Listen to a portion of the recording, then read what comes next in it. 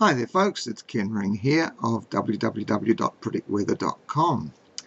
I don't know if you remember me saying that when the moon crosses the equator we get winds up to 2 days later. Well, that crossing was on the 9th of May and the winds arrived yesterday and they're just dying down now. Boy, was it blowing today. I nearly got blown off the road going over Auckland's Harbour Bridge. And it just hasn't been New Zealand getting these winds. South China had tornadoes. California has been rocked by gales. You just have to Google gales for today to see where they are. Violent weather brought tornadoes to Oklahoma. There's been rough weather around Australia. Torrential rains swept across South China. So because the whole world moves under the moon in 24 hours, we all get the same effects of this. Now, there are extra low pressure systems over the land masses at the moment around New Zealand, and there are extra high tides at the same time. And the two go together. So if you want to know when the low pressures come, just look for the highest tide times. They'll always be within a week of the perigee, which is when the moon comes closest to the Earth every 27 days, which actually is on the 20th. So it's within a week at the moment, and at the same time as either the new moon or the full moon, whichever is the nearest to the perigee. And it so happens this year that the full moon has been next to the perigee from January to April, and that's when the highest tides have been. But from now on, May to November, it'll be the new moons and the perigees close together, and the higher tides will come around the new moons between now and November, if you want to know. Of course, good fishing around those times, because the more water in the bigger tides brings more fish in. Now, the moon pulls the high pressure zones around. Those are the big H's that you see on the weather maps. And the low pressure zones, the big L's, they slip between them.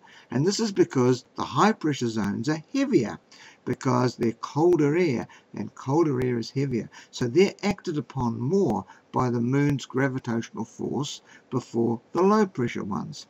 And if you don't think that the moon acts on the heaviest things first, well, you just have to look and see where the biggest mountains are in the world, our world. They're actually in the band across the Earth, around about the Himalayas there, just within a few particular degrees of the equator, within 20 or so, because that's the range of the moon's movement.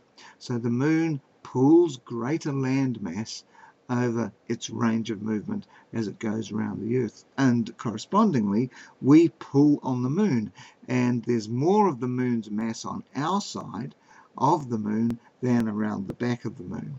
So the moon pulls the heaviest things, and the high pressure zones are in charge. The moon is pulling them. They're the heaviest air masses. So you'll find that the high pressure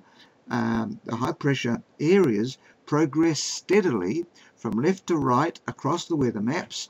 They almost never double back and go left, but the low pressure zones do, because they're slipping in between, just like the one over New Zealand at the moment, which is kind of swinging backwards to the west. And that's why you can trust anticyclones, but you can't trust cyclones. They're very temperamental. The anticyclones go south when the moon goes south, and the anticyclones go north. That's the highs, and they go north when the moon goes north. They follow the moon, and around the southern declination or the northern declination, these anticyclones, they go along the latitude lines. Now, the moon crossed the equator heading north 2 days ago. So the H's, they go with the moon, and they're presently going north. And this pushes the lows south if a high is over a low, because it displaces it downwards, or it goes the other way if the high is under a low. Well, what happened was the moon crossed the equator on the 9th. There was this big H, big high, coming over Western Australia. And this moved on to Western Australia on the 10th, and then up onto South Australia by the 11th. And then it started expanding because, you know, the moon was going north.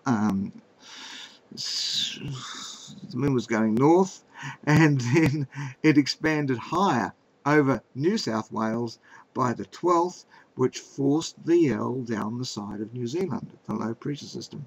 So the declination is everything. Now the highest point, the furthest point north for the moon, will be on the 16th.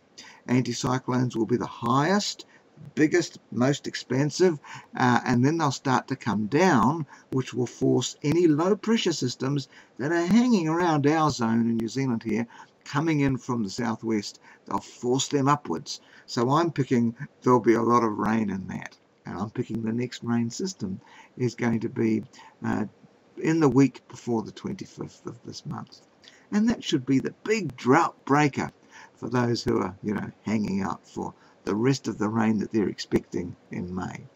Thanks for watching, everybody. See you tomorrow.